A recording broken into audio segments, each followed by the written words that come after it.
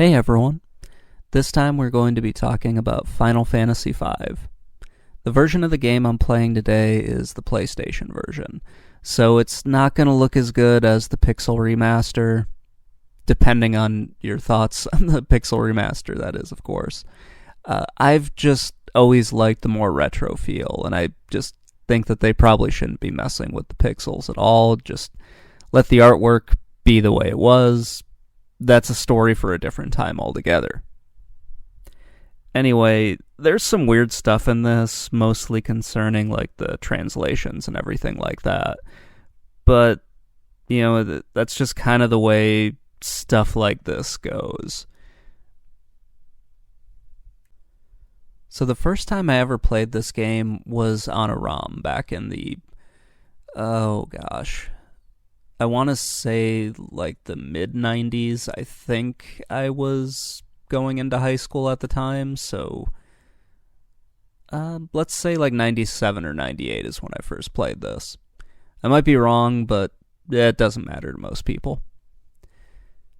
So this game was one that you kind of had to look around for because it hadn't been released in the US until much later. So finding it was kind of fun. I remember playing it and being a little confused, mostly because I had gone from 1 to 4, and then I had played a little bit of 6, but not much, and then jumped into this one because, hey, I didn't have anything better to do, so I might as well grab a ROM offline and just, play as best I can with this. So this game actually has one of the better stories, and the way that they went with this, you can feel that it's kind of the bridge in between the older games where they focus more on like the world crystals and the newer games where those crystals don't really matter anymore.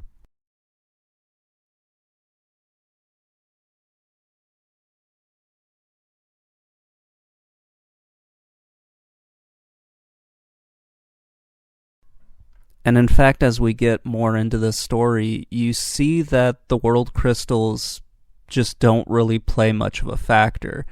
They matter early on in the game, but once you get past about the halfway point, or maybe closer to a third of the game, those crystals are completely irrelevant after that.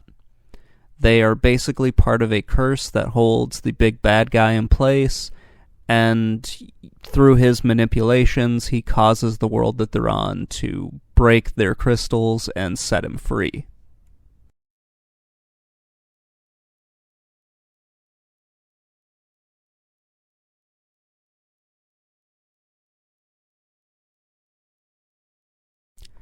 This felt a little bit like a step back at first because it's got a much smaller cast of characters that you can play as when you compare it to 4.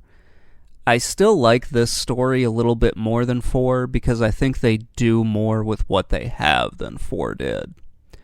You start off as Butts, which I forgot that his name was Butts, so I called him Bartz. I have no idea why I did that. I guess I had just forgotten.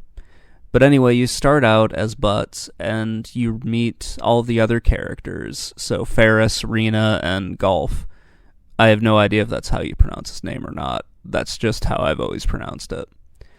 And you slowly find out what's going on in this world. You find out that you kind of got screwed over by Golf and his friends because they tracked X-Death, which I think it was something else in the original, but it's X-Death in this version. They track him down and they imprison him on your planet using the 4 crystals, and they just kind of cross their fingers and hope that he stays there. Which seems like an incredibly stupid idea. Why would you imprison this guy who is just pure evil? Why would you imprison him instead of just killing him off? And that's brought up in some of the backstory and everything.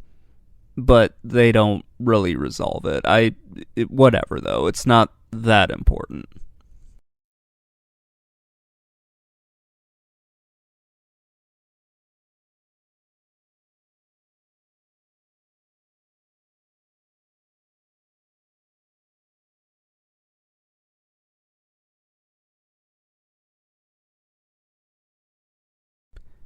Anyway, you meet up with all of your characters, and Golf is apparently he's got amnesia or something, because the way that his planet and his race travel to your world is through asteroids, which is just it's the weird part about this that I don't quite get why they chose asteroids to travel in, why they apparently have like one-way transporters, which you find later, so you can go to his alien world, which looks an awful lot like your world. Whatever, though. So you go to his world after, the crystals have been shattered, X-Death gets released, and you have to fight X-Death in their world. And I will say this, they tried to make this sort of alien world look a little bit different. I don't think they went as far as they probably should have. They could have made it look like much, much different. If you think back to... Oh, gosh. If you think back to something like Warcraft 2, where you do go to sort of like that alternate world for a little bit. Its name escapes me right now. But the trees are all mushrooms. That's kind of what I would have expected from this world in Final Fantasy V. Like something just totally out there. They do add like the black swamps and everything to it, which kind of makes it look a little different.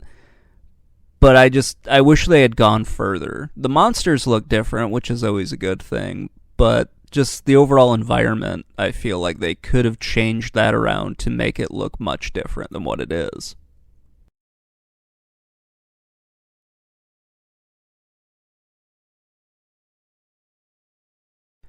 And that's really my only major complaint with that. Just how they didn't make the environment look like more alien. Because you're on an alien world, you would have thought, hey, it's going to look very different from the world that you were just on. But it really doesn't, which is kind of a shame. But I think I've rambled on too much about that already.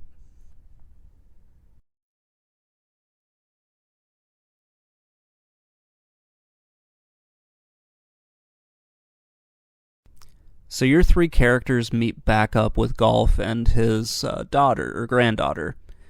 Either a daughter or I think granddaughter. And you kind of join forces again to continue to try to defeat X-Death. Golf ends up dying, and then he moves all of his powers and everything go to his granddaughter, and she joins your party, kind of taking over for him. It's kind of this nice part of the story where you meet all four of the previous champions, and you have them kind of help you along your way in certain spots. You find out that Bart's, his dad was one of the champions, so he's kind of connecting that part. You meet one named Werewolf, he helps you along the way. You meet another guy, he helps you along the way. So it's a lot of fun seeing it. It's like the first generation of heroes is helping you along your way with the new one. And then you have X-Death, who's kind of... it's weird because he's still using the crystal powers, and I know that I said they don't really matter anymore, but they do kind of come back a little bit. He's using the power of the crystals to kind of enhance his own abilities. And during the game, you also kind of use like the shards of the crystals to sort of enhance your own abilities as well. So each shard gives you a different job that you can use. So it's kind of that thing where you can be a fighter, you can level up your powers through that, you can be a dragoon, level up through that, black mage, red mage, all the typical things that you would see in a Final Fantasy game, those are all jobs here. Which is, I like that part where you can kind of swap them around and level up. I think Final Fantasy V does it much better than what Dragon Quest VII did, which was just bizarre in the way they did it. I think 5 does it much better. It was done fairly well in 3 as well, but I think 5 they kind of perfected that. I understand why that went away because it just doesn't it didn't really fit in what they were trying to do. It feels weird that it's gone, but I understand why. I'm kind of rambling at this point. So once Golf dies off, then Kylie, I believe her name is. I'm probably pronouncing that wrong. She takes his place, and she gains all of Golf's powers. So all the jobs you had given him get transferred over to her. And that's kind of a nice way to do things, so you don't have to, let's just say it, waste a lot of time trying to get all of your new powers built up and everything like that.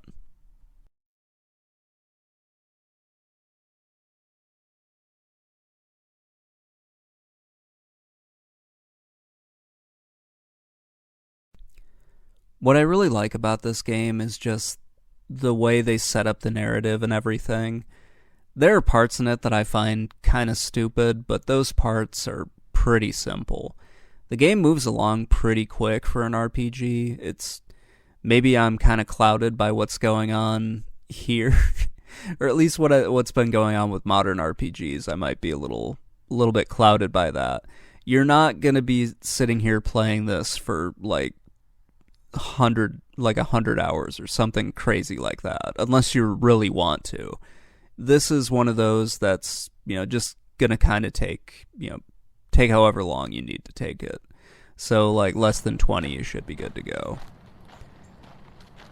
I do want to talk a little bit about the monsters before we wrap everything up here, just because I feel like they did a pretty good job of making them unique and kind of stand out.